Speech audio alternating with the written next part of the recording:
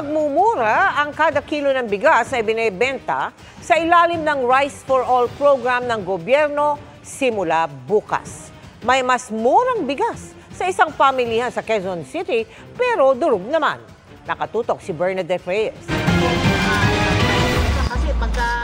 Mula sa 45 pesos kada kilo ng bigas sa ilalim ng Rice for All program ng administrasyon, ibababa ito sa 43 pesos simula bukas. Mabibili yan ng kahit sino sa mga kadiwa ng Pangulo nang walang limit.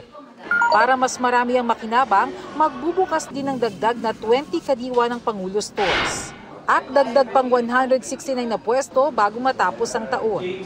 Binabaan lang natin yung presyo kasi nakakita na tayo ng pagbaba sa merkado sa presyo ng bigas. So tuloy-tuloy ito, laging 13 to 20% lower palagi yung kadiwa mga products natin in terms of prices na lower doon sa mga katabi natin na mga pamilihan.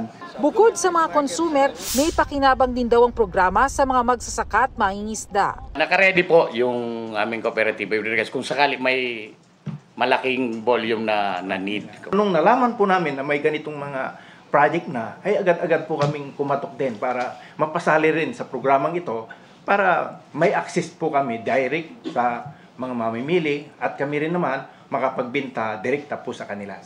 Bukod sa Rice for All program, patuloy rin ang bentahan ng 29 pesos per kilo na bigas para sa mga piling sektor gaya ng mga miyembro ng 4Ps, senior citizen at PWDs. Sa pinakahuling price monitoring ng Department of Agriculture as of October 9, 45 pesos kada kilo ang pinakamurang local commercial rice at pwedeng abutin ng hanggang 65 pesos ang pinakamahal. Dito sa Commonwealth Market sa Quezon City, may mabibili ng bigas sa halagang 40 pesos kada kilo. Yun nga lang imported ang mga ito at durog ang mga butil.